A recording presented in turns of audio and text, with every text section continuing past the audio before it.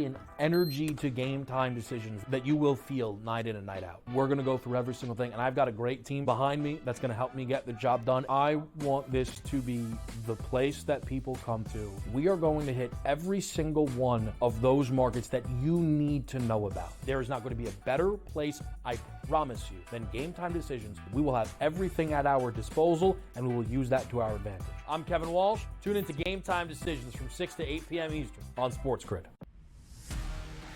You know what? What can one of these quarterbacks or wide receivers do for me this year to make a wager? It's got to be the running conditions there for Jaden Daniels. In regards to Jaden Daniels, you know I was on him in regards to the Heisman Trophy. I actually think he's going to do it on the ground, through the air, 40 touchdowns, 4 interceptions, playing in Cliff Kingsbury's offense where he wants to spread it and throw it. I think he's going to put up dynamic numbers.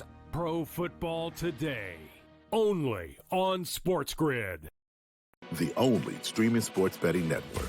Tips, info, and insights to up your IQ. It's smarter to be on SportsGrid. New to the Live Golf Plus app. Watch Live Golf any way you want it. Follow any group. Replay any shot. Anytime, anywhere. Any questions? Watch Live Golf live and on demand. He had 4 grabs in the first half for just over 30 yards, was injured, came back in briefly, and then had to be carted off.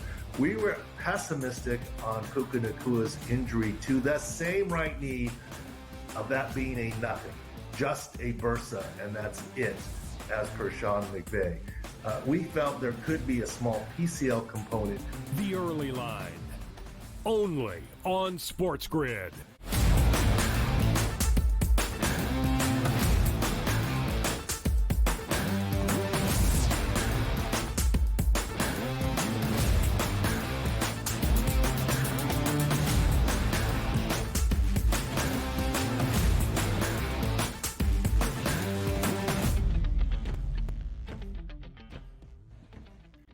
Welcome to hour number 2, live right here on this Thursday on the Early Line on SportsGrid. He is Donnie right side. I am Ben Stevens. So much football to break down in this second hour as week number 2 of the NFL season kicks off tonight in Miami, our first short week Thursday night football game of this season. And it's a good one, as they often are to kick off TNF. It's week number 2 and a divisional duel between the Miami Dolphins and the Buffalo Bills. We will break down the game. We will look at the individuals that will impact the outcome. And we are expected to get a formal announcement in just a matter of moments about the Pac-12 maybe coming back to life. Yeah, kill that. Whack 12. We don't want to hear anything out there. By the way, Ben, they should have put that one out, Friday at 5 p.m. in a news dump. So hopefully nobody even questioned what was taking place out there on the West Coast. But we do have an exciting action-packed hour number 2. And you're right. It's a great game on a Thursday night. I was looking so forward to that Monday Night Football game between the 49ers and the Jets, because I just wanted to see that maybe a battle that maybe 5 to 6 minutes left to go in the game would still be in the balance. That wasn't the case. Hopefully we get those minds changed tonight and have a great performance, because we brought it up yesterday, Ben. Plus 180 price on both of these teams to win that division. The winner of this game is going to get a big leg up in the AFC East. So it'll be fun to watch it play out. Very big leg up, because the Jets were the only team out of the 4, and that includes the Patriots, to lose their season opening game. New York entered the year as a slight favorite in the competitive division that is, at least among the top 3 teams, the AFC East, a division that Buffalo has won for 4 consecutive seasons. So not just a good week 2 short week Thursday night football game, but a very significant one that will have ramifications for the entirety of these 18 weeks around the NFL. Let's get into the numbers for this game to kick off week number 2 tonight. Miami at home in South Florida, 2.5-point favorite against Buffalo. The total has worked its way down from where the number opened up earlier this week at 50 and a hook. 48.5. DRS, we mentioned the weather, storms throughout the afternoon, some pretty nasty weather for a good majority of this weekend in South Florida, but expected to taper off a little bit by the time we get to kick tonight. A couple of showers, maybe not that strong of winds. What do you make of the matchup tonight between the Finns and the Bills?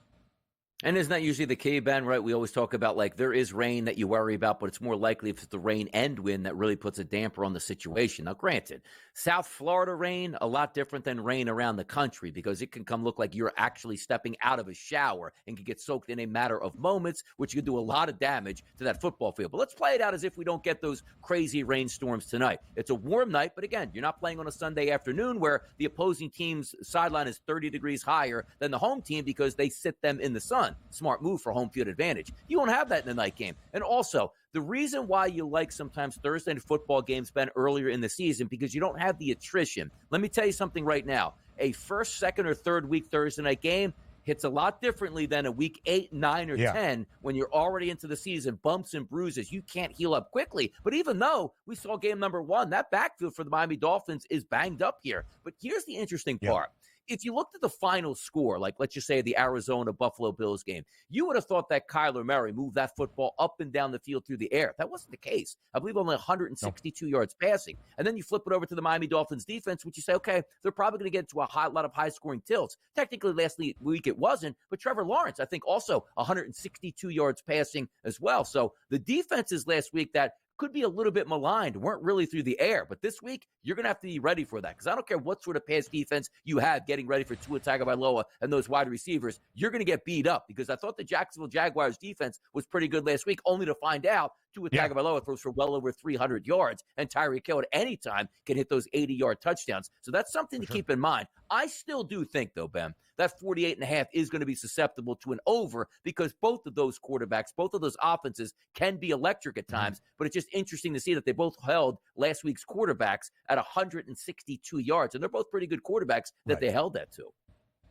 The Bills game against Arizona at home did have a total in the mid-40s, 46 and a hook. It went well over. Part of that was game script dependent, right? Buffalo down 14-zip or 17-3 very early on. It got closer by the break, but it was a high-scoring affair, and the Bills needed to come back. Josh Allen doing a good majority of that. Allen, 4 total touchdowns on Sunday for Buffalo, 232 yards, 2 touchdowns through the air, 39 yards on the ground, 2 rushing scores as well. Miami also down 14-zip in the second quarter to Jacksonville, down by double digits at the half. They stormed all the way back, 338 yards for Tua Tagovailoa, and 80 of them coming on one play, a touchdown strike to Tyreek Hill. What's so interesting to me, Donnie, is when you look at the numbers for this game, we'll get to the totals in just a moment that DRS was discussing, but Miami's nearly a full field goal favorite at home,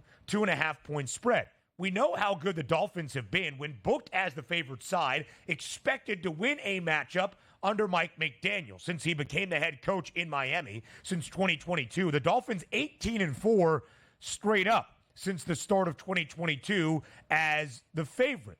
They are 9-3 against the spread since the start of last year. 9-2 ATS in 2023 did not cover as a 3.5-point favorite against Jacksonville. Miami, from the odds makers' perspective, I should say, is expected to win this game. But we know about Tua Tagovailoa's record against teams that are factoring into the playoff race. It's not great. Do you think Miami deserves to be the short favorite on this short week? I do, because it's still one of the bigger advantages in professional sports to have that Thursday night football game at home because, again, the away team is playing a game on Sunday. They're basically a day off Monday, walk through Tuesday, which is typically their day off, on a plane on Wednesday after another walkthrough, and playing on Thursday. So at least if you're the home team, you have more of that acclimation process because you don't have to have a built-in travel day at that point. And also, you're the home team. You have the home crowd. It should be to your advantage. And we're not looking for upsets. Like, nobody's going to say, wow, I'm shocked that the Miami Dolphins are a favorite here. If you're giving 3 points away for home field advantage, these two teams are equal, and that's why we're expecting a great outcome. But I'm not shocked that the Miami Dolphins are the favorites here, somewhat healthy at the key positions, because running backs don't matter. We'll see. If you can get Devon Achane to be 80% of what he is, that'll be just fine for a running back tonight.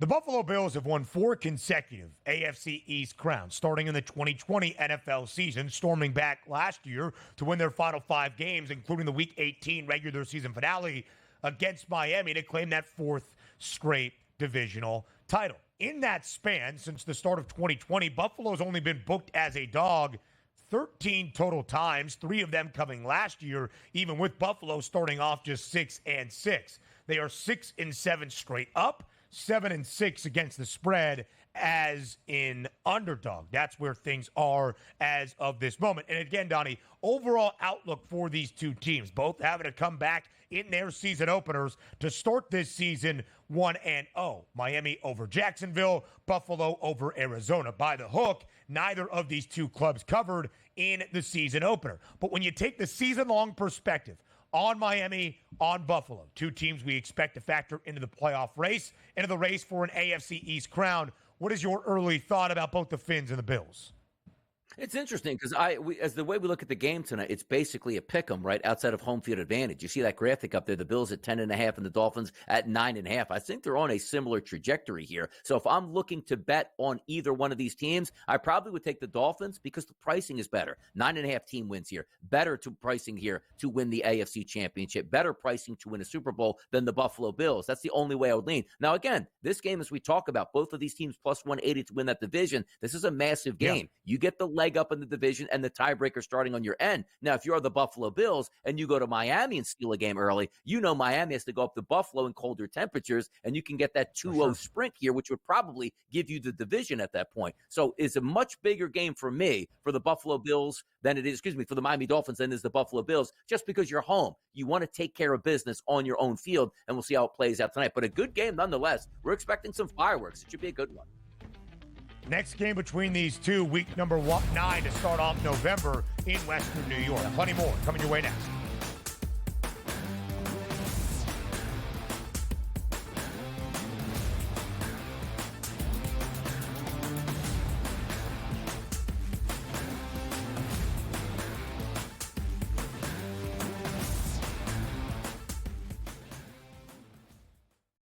The Bostonian versus the Book. Would it make you feel better as a bettor or as a sports fan if they said after the game we were trying to cover the spread? Oh, God. To say it out loud? Oh, my God, no. So what, no. To say it out loud? Oh, my God. You can't say that out loud. No, you can't do that. Okay, so what is the big deal either way? Oh, play the game the right way. The Bostonian versus the Book. I feel like the first person to take a kicker in fantasy football is somebody that feels like, man, I had a really bad draft. Let me make sure I get the best kicker. The way I've always looked at it that way. Like, oh, I did so bad, so let me take Justin Tucker. The key for me is, though, I make marks. Okay, this guy, I'll highlight him because I don't want 3 or 4 of these guys. I draft 3 or 4 of these guys and they all get hurt. I have no one to blame but me. Fantasy Sports Today, only on SportsGrid.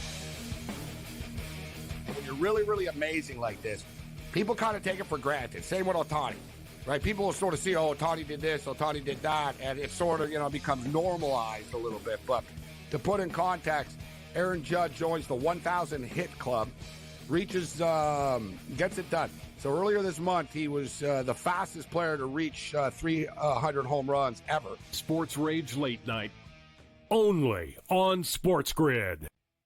Let's go. Welcome to the Live Golf Team Championship. The golf has been mesmerizing. They are the Live Golf Team Champions. Team golf is back. Oh, yes! Are you ready? Let's go!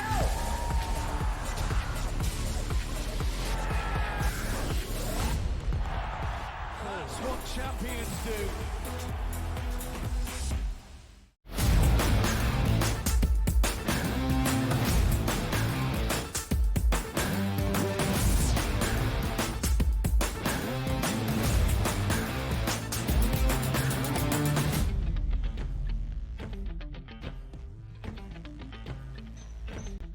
We continue our deep dive into the start of week number 2. It is Thursday Night Football in this evening in Miami between the Dolphins and the Bills. DRS and the crew on Pro Football Today, or at least the Pro Football Today crew, will be live tonight on this Thursday for all of your in-game live betting needs for TNF.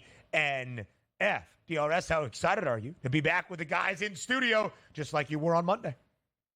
Oh, it's going to be a good time tonight nonetheless, and sometimes you just dictate it on basically how good we expect that football game to be. So the expectations are high. I mean, there's times where you sit there on a Thursday night football game, week 11, week 12, be like, what are we actually doing here tonight? We getting in? Who's the quarterback going to play? You got superstars all over the board in a meaningful game early in the season. The vibes will be extremely high. Same game parlays, in-game live betting. We'll have everything coverage for you there starting at 8:15 with the boys in studio. So yes, vibes are high. We're going to do very well tonight. I can feel it, and we'll watch it play out.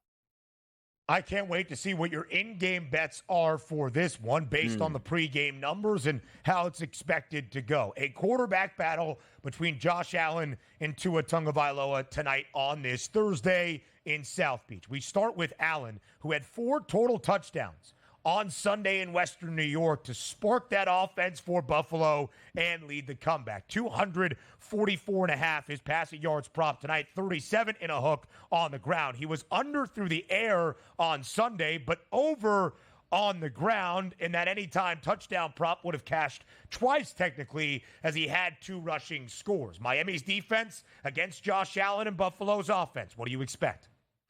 It's going to be good here because, and the reason I want to bring up game number 1, he was everything to that offense. We know how the NFL works. If you are going to be everything as a quarterback, you might be nothing by week 12 because you're going to be banged up and on the injured reserve list. I don't know how you can run your offense just through your quarterback, but it felt like that was taking place. Now, we're going to talk a little bit later about some running back props that I think make some sense for the Buffalo Bills, but the ultimate running back prop seems like it's with Josh Allen. Did you watch that game? Like, they get inside the 5-yard line, and maybe the most unstoppable play in football, which used to be the tush push. It's like, okay, first down, we run Josh Allen on a quarterback keeper or a naked boot keeper, not even a naked boot keeper, just run him on his own sweep. And it seems like he finds the end zone time and time again. And he's not one of those quarterbacks that shies away from contact. You saw him get beat up just a bit, which injured his non-throwing left hand. So I say to myself, if you're looking for a rushing touchdown, yes, I don't think Josh Allen in the middle of a play is going, I can run this in from 5 yards, but I don't know if I want to take a shot to my hand. Let me flip the ball out of bounds or try to throw it into the back of the end zone. Right. But I am a little bit more cautionary this week at handling that on a Thursday night where maybe the Buffalo Bills coaching staff is like, hey, Josh, love you. You're an MVP. You carried us back. You did what you had to do in a football game that we were behind 2 touchdowns. I get it. But live the fight another day. Maybe we call a little bit more handoffs in the red zone. But I got to tell you this. Over 1.5 touchdown passes tonight on both of these quarterbacks. We'll get to Tua Tagovailoa as well. I really like that. But it is interesting to see the statistics from last week. Both of these teams, much maligned, I guess, coming into the season, whether it's injuries or question marks on the defense, they were very good pass defenses last week here. So something to look forward to tonight. Maybe these quarterbacks can't get off the way we think they will because those defenses played quite well last week. Yep, we'll talk about Tua Tagovailoa right here, right now. Somehow, some way, Donnie, despite Miami only scoring 20 points, and it seemed like a very slow start in South Beach last Sunday against Jacksonville. You look at the numbers, Tua Tagovailoa ends up with more than 330 passing yards, 338 to be exact, and a touchdown, 80 coming on one play. It was the touchdown toss to Tyreek Hill, who broke away from the Jacksonville secondary. 268.5 is the number, more than 24 yards in front of Josh Allen tonight, or exactly 24 yards in front of Allen tonight. What do you expect out of Tua Tagovailoa to start off week number 2? I expect good things as well. And also, you're looking at some of those pass completion numbers and pass attempt numbers that might be going a little bit higher. Not because the expectations of a shootout and a total around 48.5, Ben. It's just a simple thought process that you say, let's just keep this simple. If Raheem Mostert is not there and Devon Achane is banged up a little bit, yes, Jeff Wilson is a capable back, but are we really handing it off as much as we maybe thought? And all you need to know is those lines are pretty sharp. It could be the difference, Ben, between 1 and 2 passes, which means cashing a bet or losing a bet. I'm expecting much more in the arm of Tua Tagovailoa, which is kind of funny. In week number 1, it wasn't a high-scoring game against Jacksonville, but he easily went over the 300-yard marker, because the one thing you do know, at any given time, an 75-yard, 80-yard touchdown pass is in that repertoire for the Miami offense. You saw it last week, down in the doldrums, down 17-7. Whoop, one play, 17-14, 80 yards, momentum completely flips here. That's the fun part about it. I do think that Buffalo Bills defense is not as good nearly as it was the past 2 to 3 years, and you should be able to take advantage of that, which tonight, again, banged up running backs. I think they lean a little bit more on Tua Tagovailoa dropping back-wise. We still expect him to be, Ben, what, high 280s, 290s, approaching 300 yards. So I would lean towards the over, but I think there might be a little bit more dropbacks than anticipated just due to the running back room availability tonight for the Dolphins. Yeah, the pass completions prop 22.5, the attempts at 33 and a hook. In terms of the number, Tua Tagovailoa over this number in 4 of the first 5 games from last year. Good weather to start. Things are hot when September rolls around in the first few weeks of the NFL season. Again, the weather could dictate some things tonight in terms of game flow, especially some rain and wind, if that's what we see in some stormy South Florida weather on this Thursday night. Threw for 338 last week against the Jacksonville Jaguars, who did not have a great passing defense by any means a season ago and ended up in the second half getting exposed in the secondary once again. DRS, when you look at the number again of 268.5 for Tua Tagovailoa, it's a number he went over in his first 2 home games of the year last year. 3 of the first 5 for Miami a season ago were on the road. Their first 2 home games right from the jump to start 2024. Both teams only allowing 162 yards to each quarterback last week. Kyler Murray, $162 against Buffalo. Trevor Lawrence, after a great opening half, stalled out in the second as the Jaguars were shut out. Only $162 against Miami. Yeah, both of these defenses actually played much, much better in the second half than the first half, so that's also something to keep an eye on tonight. But it is a shorter preparation process, but the one thing you do like, if you're both coaches, you know the game plans, you know the styles of both of these teams. I'm interested to see what Joe Brady does on offense tonight. Again, a little bit banged up quarterback. Sure. Nobody's expecting anything different because maybe you'd say if it was a broken finger or a broken or banged up hand on the throwing hand, maybe that's the problem for Josh Allen. Clean game tonight. Let's have some fun. We'll talk about the playmakers up next on the early line.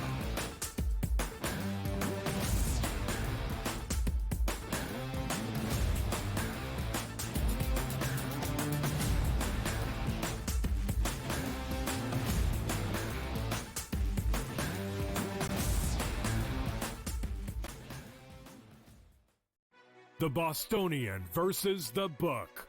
Would it make you feel better as a bettor or as a sports fan if they said after the game we were trying to cover the spread? Oh, God. To say it out loud? Oh, my God, no. So what, to say it out loud? Oh, my God. You can't say that out loud. No, you can't even. You can't do that. Okay, so what is the big deal either way? Oh, play the game the right way. The Bostonian versus the book. I feel like the first person to take a kicker in fantasy football is somebody that feels like, man, I had a really bad draft. Let me make sure I get the best kicker. The way I've always looked at it that way. Like, oh, I did so bad, so let me take Justin Tucker. The key for me is, though, I make marks. Okay, this guy, I'll highlight him because I don't want 3 or 4 of these guys. I draft 3 or 4 of these guys and they all get hurt. I have no one to blame but me. Fantasy Sports Today, only on SportsGrid. When you're really, really amazing like this, people kind of take it for granted. Same with Ohtani, right? People will sort of see, oh, Ohtani did this, Ohtani did that, and it sort of, becomes normalized a little bit. But to put in context, Aaron Judge joins the 1,000 hit club, reaches, gets it done. So earlier this month, he was the fastest player to reach 300 home runs ever. Sports Rage Late Night, only on SportsGrid. Let's go. Welcome to the Live Golf Team Championship. The golf has been mesmerizing. They are the Live Golf Team Champions. Team golf is back. Oh, yeah! Are you ready? Let's go!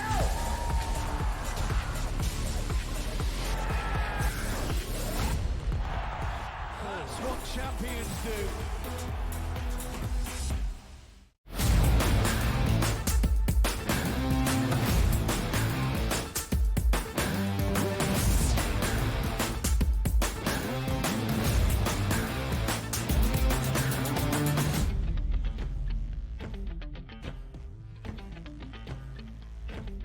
Let's look at the playmakers tonight and their props associated for Thursday night football in Miami to start week number 2 between the Dolphins and the Bills. There was a lot of optimism, DRS, this year in Buffalo out of second-year tight end from Utah, Dalton Kincaid. he is still the highest receiving yards prop player for Buffalo tonight, 42.5. But in the season opener for the Bills against the Cardinals, he had 1 catch on 2 targets for only 11 yards. It was the rookie wideout out of Florida State via Michigan State, Keon Coleman, the leading receiver for Buffalo on Sunday. 4 grabs, 5 targets, 51 yards. We'll get to the explosive playmakers for Miami in just a moment. What do you make of Buffalo tonight, assuming the health of the Bills is in a better spot than Miami? At least the non-left throwing hand of Josh Allen not expected to factor in this evening. I do like over 2 touchdown passes here for Josh Allen. I think it makes a lot of sense. And again, we're looking at a total around 50. We're expecting points. Both teams probably to score at least 3 touchdowns. So that is a good look here. But also last week, Ben, my best bet on the Pro Football Today show on Sunday was Josh Allen to throw more than 1.5 touchdown passes, which again is 2, and he got that. But you know the basis for that for me, Ben? It wasn't at the wide receiving core. Like, Shakir is okay, I get it. Coleman was a rookie coming in. Matt Collins is the 3rd wide receiver. Yeah. Now, Shakir and Hollins caught both of those touchdowns. But if you ask me for my breakdown, I actually thought the red zone targets would be really high for the tight ends, and at least 1, if not 2 touchdown passes could have been to the tight end. So if I still keep that same energy this week and say it's a wide receiving core that I'm not all in love with just yet, I always like the 2 options at tight end. So if you're looking at Kincaid, that number should increase tonight. Those red zone targets should be there. He should be more active in the game plan. So I do agree with you. Keon Coleman, a couple catches last week, but it's still hard, Ben, to trust a rookie this early in his career. Yeah. Khalil Shakir, down the stretch last year, one of my favorite wideouts for the Buffalo Bills. But I do agree. Dalton Kincaid should be the lead dog here, and I'm looking for red zone targets with a legitimate chance to catch a touchdown. Khalil Shakir right at this number last week, 42 yards on 3 grabs, only 3 targets. I will say, though, DRS, over this number of 40.5 in 9 of the final 14 for Buffalo a season ago, including the 2 playoff games, having 44 in the divisional round against Kansas City. The reason you bring that up is because it's a new-look roster for Buffalo on both sides of the football. But for Josh Allen, it might take a little bit of time, at least for Keon Coleman, despite being the leading receiver, or Mac Hollins, despite catching a touchdown last week. Khalil Shakir is really the guy that remains from the Bills' wide receiver core of a season ago. Of course, now we go to Miami. Tyreek Hill, 7 grabs, 130 yards, and a touchdown in week number 1, despite being detained outside of the stadium in a scary situation prior to kick of the season opener. Jalen Waddle, also a big game, as the Dolphins were moving it through the air in that second half. When you look at Miami, knowing that more than likely we're not going to see Raheem Mostert tonight, and we're not exactly sure of the availability or if he will be even near 95 to 100% of Devon Achane, what do you make of Miami's skilled players on the outside? It's kind of hard to gauge because the one thing that you do like is, yes, everybody wants to take Tyreek Hill every single week. Touchdown prop each week. It probably makes a lot of sense to do that. But sometimes those numbers betting-wise, right, 93.5. So if you just slightly round that up, it's basically 100 yards, the anticipation. Do you think he can get there? Yes. But if you equate it to baseball, it's like, hey, I got a great pitch from the mound. Strikeout prop, 9.5. Well, he's actually got to get to 10 here. There could be a lot of factors to keep him under that. I do usually love secondary options, and maybe one of the best secondary options in the NFL is Jalen Waddle, 65.5, much more palatable, right? Hey, 25 yards receiving at the half. He can easily get that in the second half with 1 catch. And last week, he did have one of those big catches. The same thing with Tyreek Hill. So tight ends for me completely out in Miami. Running backs too much up in the air tonight to take a guess and say, hey, Jeff Wilson season, only to see he gets 3 carries and maybe 2 catches out of the backfield. Not good enough. You are going to zero in on Tyreek Hill and Jalen Waddle. Already love Tua Tagovailoa over 1.5 touchdown passes. So there, Ben. Somebody has to catch at least 2 touchdown passes. It's probably coming from the wide receivers. So instead of the yards for Tyreek Hill, which he can get at 93.5, I'd much more likely go with a touchdown catch for Tyreek Hill in that situation. I would agree. Minus 130, not all that steep of a price for Hill to find the end zone. I loved Jalen Waddle early last year before he was banged up week number 3. First 2 games of the season, that secondary option well over this number of 65.5. Broke through the century mark, 109 yards on 5 grabs a week ago against Jacksonville. James Cook, 71 yards on the ground, but hard-earned. He had 18 carries, 1 that went for 15 yards, so that meant 17 carries for 56 yards outside of the big bop, but 3 catches for 32 yards. I would look for Cook out of the backfield tonight in the passing game for Buffalo. Some college football talk next.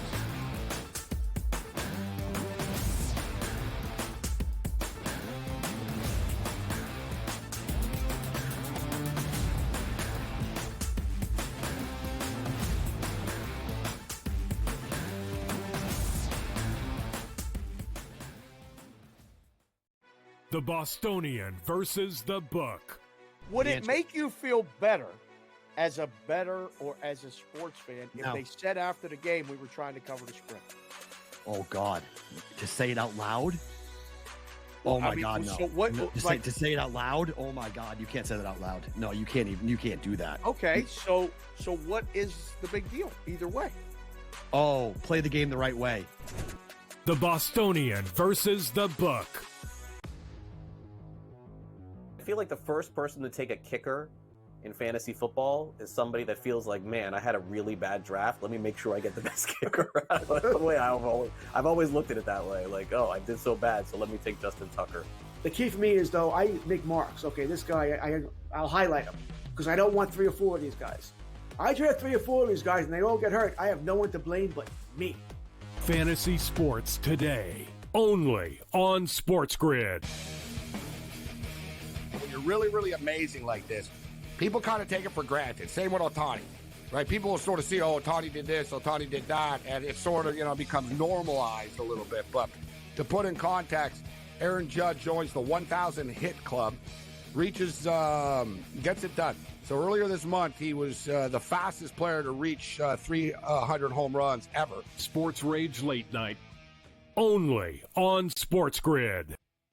Let's go. Welcome to the Live Golf Team Championship. The golf has been mesmerizing. They are the Live Golf Team Champions. Team golf is back. Oh, yes! Are you ready? Let's go!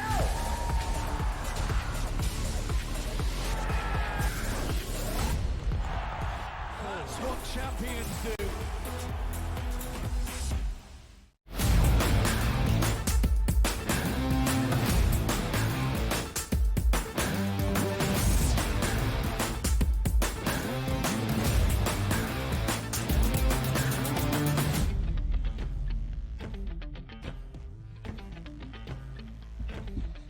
College football week number 3 on the horizon, and starts with a banger tonight in the Lone Star State between Texas State and Arizona State. ASU now a member of the Big 12, Texas State a Sun Belt team, but there's a lot of realignment happening currently in college football. Donnie, made official by the 4 schools that were reported to join the Pac-12 overnight: Boise State, Fresno State, Colorado State, San Diego State. All 4 schools coming out with the official announcement on this Thursday morning within the last 25 minutes or so. The Pac-12 is now 6, and they are adding, starting in 2026, Boise State, Colorado State, Fresno State, San Diego State to join Oregon State and Washington State. The Pac-12, to Donnie's delight, has a little bit of life.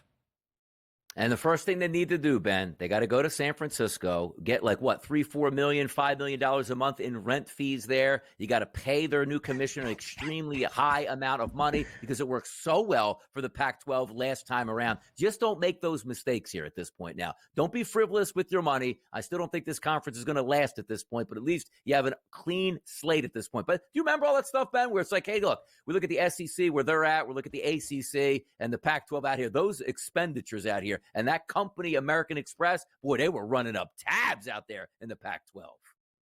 Yeah, they certainly were. A lot of bad decisions that plagued this once proud conference by former Commissioner Larry Scott. George Kliavkoff is the guy now. Also didn't have the greatest foresight in the 2 years since he took the job to see the collapse of his conference. But they pull themselves up by their bootstraps out there on the West Coast. They would still need 2 more member institutions to add on to the group of 6 to be considered a true FBS conference by the Football Bowl subdivision. We shall see. Anyway, let's get to week number 3 and some marquee matchups on the horizon. We'll talk Thursday and Friday night a little bit later on in the show. Donnie, there's an argument that two of the best games happen on this Thursday and Friday night of this Week 3 slate. Maybe not the best you'll see all Saturday long for all season long in college football, but a marquee matchup, at least based on program brand, in Madison, Wisconsin, bright and early on Saturday. Alabama makes the trip up north to the great state of Wisconsin to take on the Badgers inside Camp Randall. The Crimson Tide, 16.5-point road favorite in this matchup against the Badgers. Total stands at 49, and the Tide rolls north. What do you like in this game?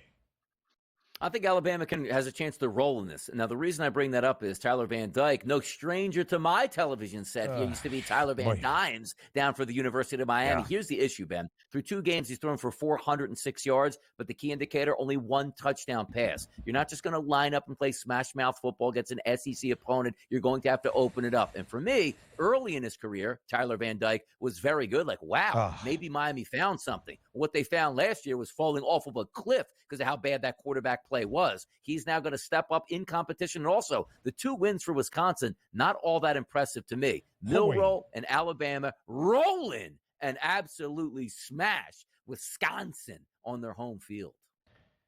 Listen, I want to like Wisconsin in this spot. I want to think that one of the best home atmospheres in college football, Camp Randall and the Jump Around boys, will be having a good day on Saturday.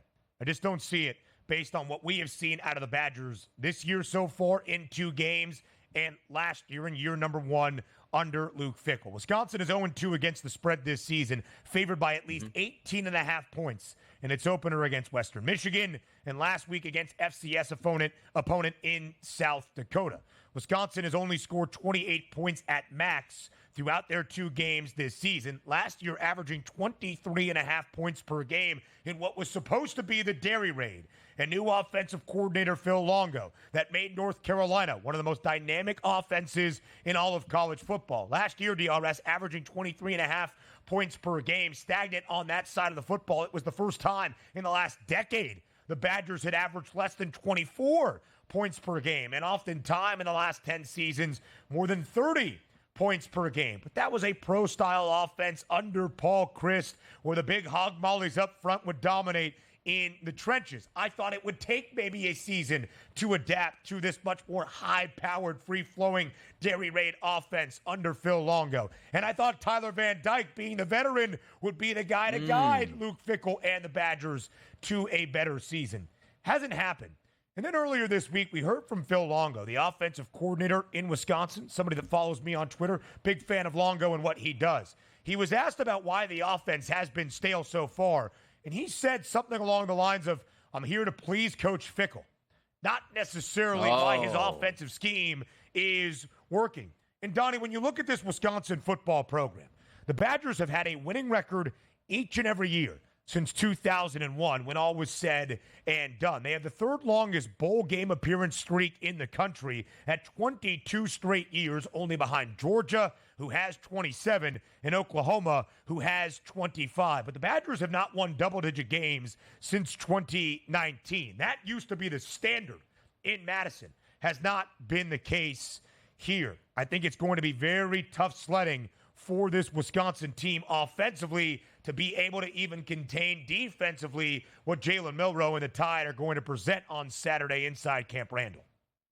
Yeah, and it does take some time because you're right. Wisconsin was always built on that dominant running game. And I remember under Barry Alvarez, the thing I used to get a kick out of was, I can go out and get the best running back in the country because I can promise them 40-plus touches in every single ball game all throughout their career. And that was appealing to a lot of kids. That's not as appealing anymore because the running game is not appealing across college football. That's not necessarily how you win football games anymore. So there will be some growing pains as you step into the new millennium on offense for Wisconsin. But I did hear this.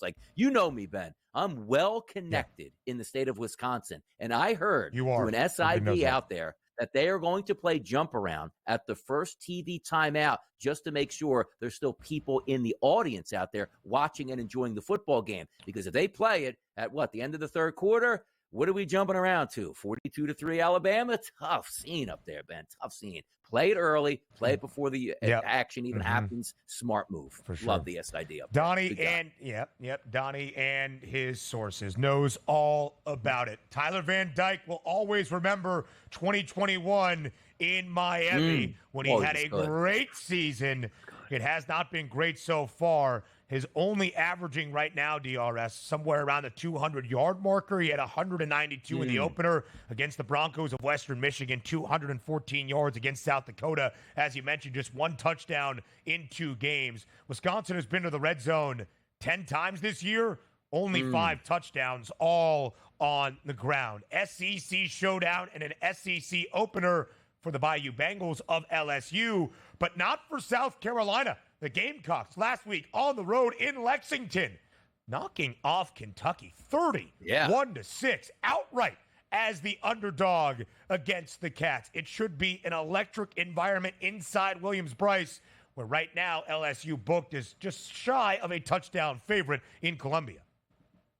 The sandstorm going to be blasting, Ben. Have you ever get down to South Carolina and watch the opening? I mean, it was pretty good to watch it play out. The crowd will be there. And also for LSU, they dropped their game opening night, which I thought they should have won, but USC had a very good night. And then game number 2 for LSU, which is typically one of those Brian Kelly's 65-0 shots. You see that final score and say, maybe not as dominant as we were in the past, but Nussmeier, 610 yards on the season, 8 touchdowns and 1 interception. It'll be interesting to see how that defense holds up for South Carolina, because as you said, like not really paying all that much attention to South Carolina. That's still an eye-opening number to rout Kentucky on the road and play that good at defense. Maybe they can hang around. Yeah. Maybe there's something to taking the points in this game with South Carolina at home.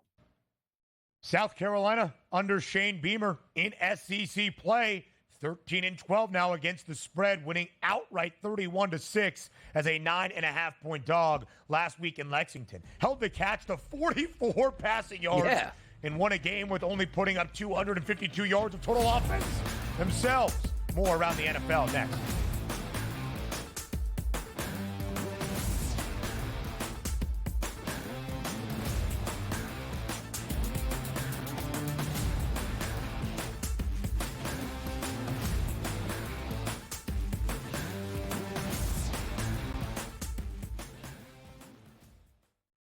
The Bostonian versus the book. Would it make you feel better as a bettor or as a sports fan if they said after the game we were trying to cover the spread? Oh, God. To say it out loud?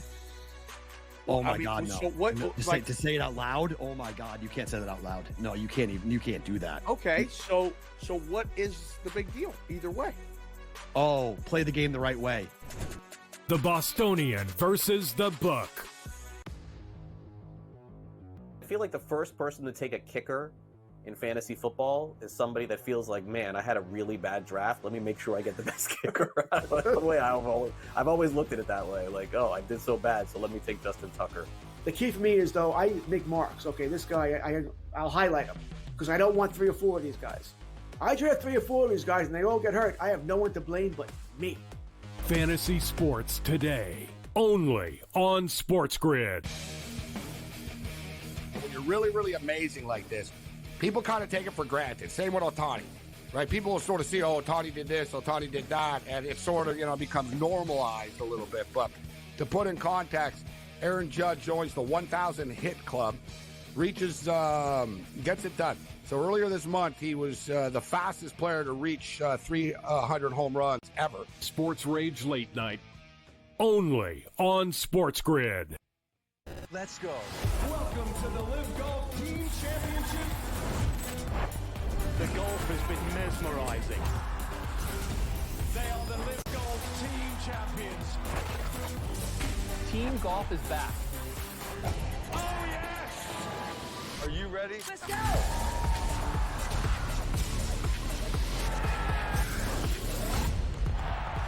That's what champions do.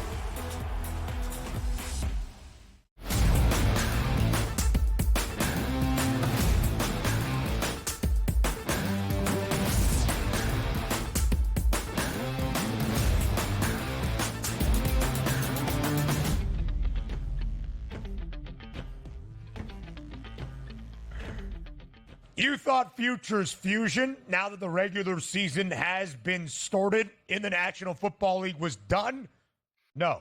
It continues after week 1, setting the stage for week number 2 on this Thursday night that starts this second week of the season. So, Donnie, Futures Fusion, a reminder for everybody out there, a category on the FanDuel Sportsbook to combine a couple of things in what would be a season-long parlay, and we like to do them comparing a couple of the bets against each other. Let's start with two teams expected to contend for conference crowns and maybe a Super Bowl championship this season. The Eagles to be the NFC number 1 seed and win the NFC, it's a 9-1 price, or the Chiefs to be the AFC number 1 seed and win the Super Bowl, take it a step further, also at 9-1. If you had to wager on one of these two bets, what would your Futures Fusion selection be? Let's take a look at both of them, right? Because if you're lining these up, you first look at price point. They're both the same, 9-1 price, 9-1 price. So there's no just, I'll just take the higher one and we'll flip a coin and go that direction. Now, also, let's take a look at what changes here. Each team supposed to be the number 1 seed, the Chiefs and the Eagles. But the changes on these bets, which differentiated, one team just has to win the NFC, which means they show up in the Super Bowl and don't have to win it. The Kansas City Chiefs, we're asking them to show up in the Super Bowl and win the Super Bowl. So, again, as an Eagles fan, would love to make that bet at a 9-1 price. Do I think they're the best team in the NFC? No, I don't right now. So that would mean that they would get the number 1 seed by being the best regular season team and also throughout the playoffs being the best NFC team. I don't know if is they capable of that? Yes. I don't know if that's going to be the ending solution. But you've heard me, Ben, talk so much in the offseason about how good I think the Kansas City Chiefs are. If I didn't think they were a great team last year and won the Super Bowl, they improved their team this year. Why would I not think that they cannot be the number 1 overall seed in the AFC and win the Super Bowl once again, which would make it 3 straight times? So it's simple to me. I'm just going to stick to what I know when I was talking about in the offseason. Rooting for the Eagles, think they could be a quality team, but betting on the Chiefs and betting them to be the best team, that seems like a better feasible option to me. The 9-1 price I'm going with, the Chiefs to be the number 1 seed and win the Super Bowl. That's the fusion bet I'd make.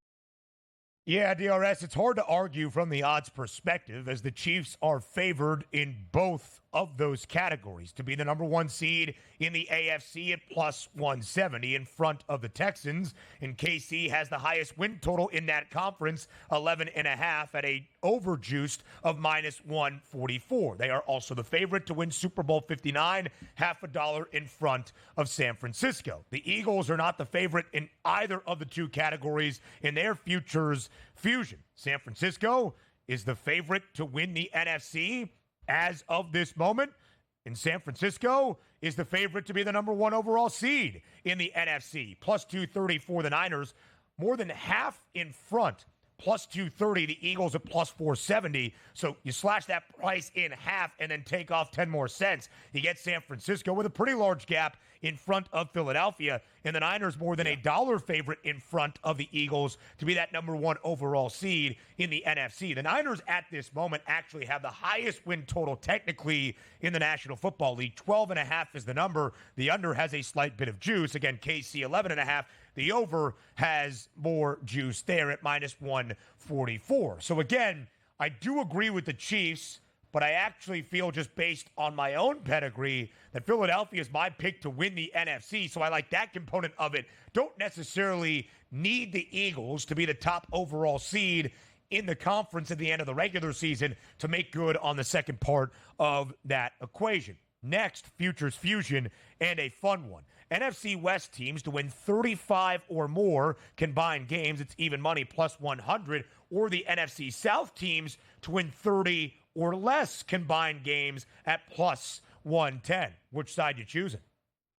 Yeah, we don't like math out here, Ben. The reason I bring this up is I don't know how many people are actually going to the FanDuel Sportsbook and betting either one of these, because when you look at it, like, okay, let's start with the first one. NFC West teams to win 35-plus combined games. So you're telling me I got to go through 4 different schedules and 4 different outcomes here and then grab a computer, decide to see which way I'm going to go. And then on the opposite side, the same thing. NFC South teams to win 30 or less games at a plus 110 price. Now, if we look at it optimistically, right, we do understand the teams with with chances to win a championship, one of those at least resides in the NFC West. It's the San Francisco 49ers. They were tremendous on opening night. You say, you know what? That's probably a double-digit win team, 12, maybe 13 wins if they can stay healthy and Christian McCaffrey comes back sooner than later, right? Then you take a look at the NFC South and say, well, we know they might have the single worst team in the NFL in the Carolina Panthers. But sometimes you have to do some, little bit of math skills in this one. If we look at the NFC South teams to win 30 or less, that's really hard to do. Let's just take a look at the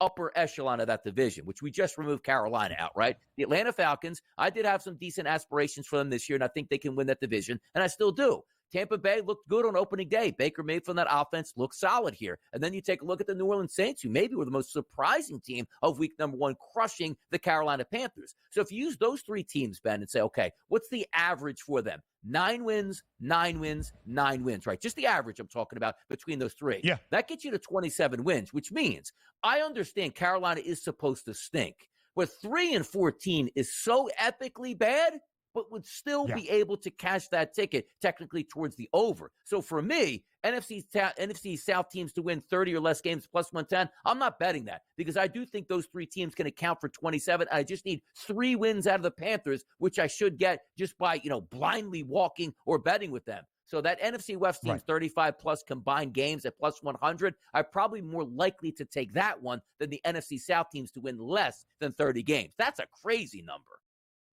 Yeah, so I would agree with you, DRS. I actually think we will see at least 31 combined wins out of the NFC South. The good thing is they all have to play each other. And again, the Falcons' win total prior to the year was 9.5. The over had the juice. Now the under has the juice. But let's just say it's 9 wins for Atlanta. Tampa's win total 8.5. The under has the juice. 8 wins, fine. New Orleans, 7.5. Over has the juice. 8 wins. We're talking 25. 25.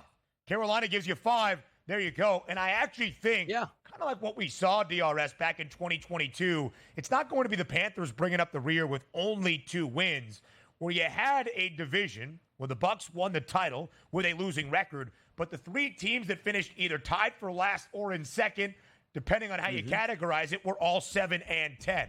Where the basement is not as deep this year, although Carolina, I don't expect to win 7 games necessarily.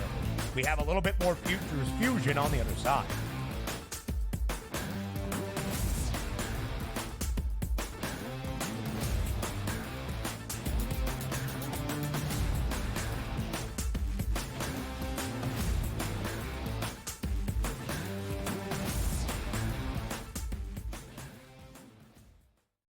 The Bostonian versus the Book. Would it make you feel better as a bettor or as a sports fan if they said after the game we were trying to cover the spread? Oh, God. To say it out loud? Oh, my God, no. So what, to say it out loud? Oh, my God. You can't say that out loud. No, you can't do that. Okay, so what is the big deal either way? Oh, play the game the right way.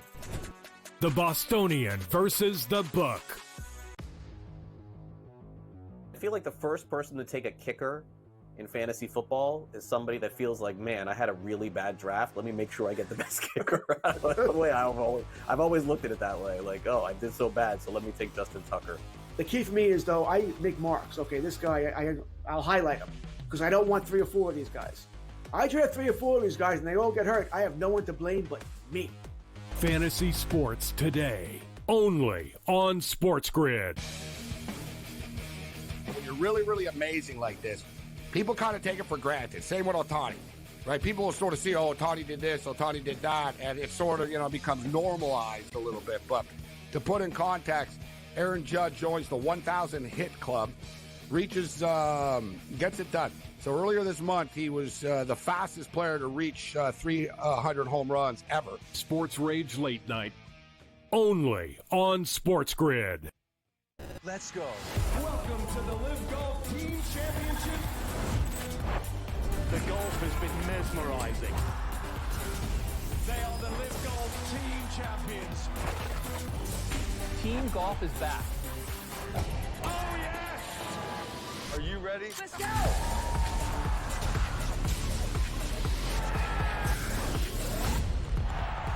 That's what champions do.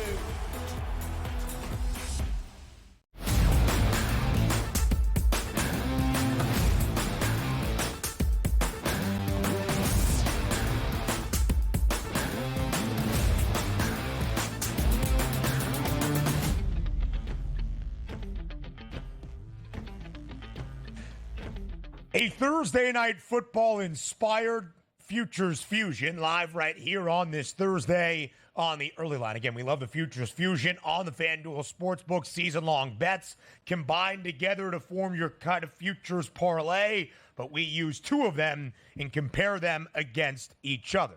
Now, the odds for the first two that we did, very similar. For the Eagles and Chiefs, it was both 9-1. For the NFC West teams having 35-plus wins, or the NFC South teams having 30 or less wins, it was plus 100 for the West, plus 110 for the South. These odds are very, very different. For the Dolphins to win the AFC East or the AFC Championship, plus 145. The Bills are the number one seed in the AFC or win the AFC crown is plus 470. So which way are you going? Oh, it's a no-brainer. Even though, look, everybody wants the higher price point at plus 470, pays out better, right? But the Bills are the AFC number one seed or win the AFC title. You get two shots at that, right? So you say, okay, if I finish as the third seed, if I go in and win the AFC title, I can still cash that ticket. But I don't think the Buffalo Bills are going to be the number one seed because I already told you it's going to be the Kansas City Chiefs. And even if the Buffalo Bills can finish like high up and get home field advantage, we saw that last year where the Kansas City Chiefs came into town and still beat them anyway. So it is a nice price at plus 470, but I'm not as high on the Buffalo Bills as I was in the off season. And granted, this would have been a crazy one to ask if they had lost to the Arizona Cardinals on opening day, which they were down 2 touchdowns. I do give them credit for coming back, but it's not as if you came back against a football team expected to do a lot of things. Now you flip over to the Miami Dolphins. They are extremely talented. They're one of those top 3 teams in the AFC East with a legitimate chance to win that division. So if we're saying to win the AFC East and or the AFC title, you still do get 2 looks at that, because if you don't win the division, you can still make the playoffs and still make a run in the playoffs. But I do think the Miami Dolphins have a legitimate chance to win the AFC East, even though it's a lower price point, Ben. I'll go plus 145 and say, give me the 2 shots here at a much easier number. It makes a lot of sense, right? You're specifically looking at one outcome for Miami. That's be good in the regular season, as you have been for the 2 years under Mike McDaniel, and win a division. That's it. That's done. You take care of that. It's not Buffalo trying to win its division and have a better record than the Ravens, the Bengals, the Steelers, the Chiefs, whoever it might be, the Texans elsewhere in the conference, or when you get to the postseason and you compare those 2 prices. Now, what is interesting, Donnie, just looking at the numbers here in this moment, to win the division, the 2 teams are co-favorites, that the Bills and the Dolphins both at a plus 180 number. Buffalo has a much shorter price than Miami to win the AFC title, 7-1. Miami at 10-1. The Jets, another AFC East team, sandwiched in between, 50 cents behind the Bills at plus 750. Now, here's the reason why I kind of like Buffalo's Futures Fusion more, but I would not bet it, because I'd rather just bet Buffalo to win the AFC at plus 700, because I actually think that is the most likely outcome of all 4.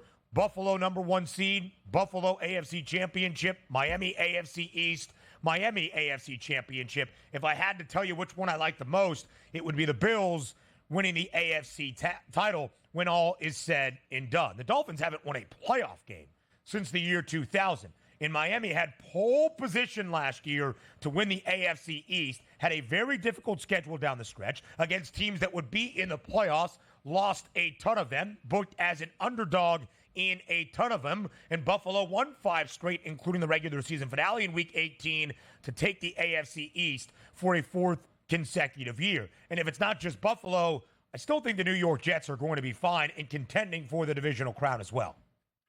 Yeah, the Jets probably should pick it up this weekend and be at least 1-1. Then you're also going to see a team in the AFC East also be 1-1, because why? 2 teams are playing tonight at 1-0. Somebody has to lose that game. And also, you might have a good argument here, too, at the back end of it. I don't like to take a look at other seasons, per se, Ben, like how long it's been since the Miami Dolphins have won a playoff game. The same way I look at the New York Jets, like, oh, they don't even make the playoffs, so how could they actually win the division? You want to take a look at this season in its totality. But it does feel like the Buffalo Bills technically would be better off in the playoffs than the Miami Dolphins. Now, granted, last year they were so injured and went on the road. But then anybody look at that game, the Kansas City in the freezing cold, like this is like the worst case scenario for the Dolphins. So when the Dolphins go on the road in the playoffs to colder conditions, or if the Buffalo Bills go on the road to colder conditions, who's more adept to probably handle that atmosphere? Josh Allen and the Buffalo Bills. And having said that, if Josh Allen and the Buffalo Bills make the playoffs, that means that young wide receiving core really stepped up throughout the season. So they might be a better version of themselves by week 15, 16, and 17. So I can see it. Miami's win total 9.5 over juiced. Buffalo's win total 10.5. The under has substantial juice, but Buffalo still a peg in front of Miami from where the odds makers see it. Hour 3 up next here on the early line.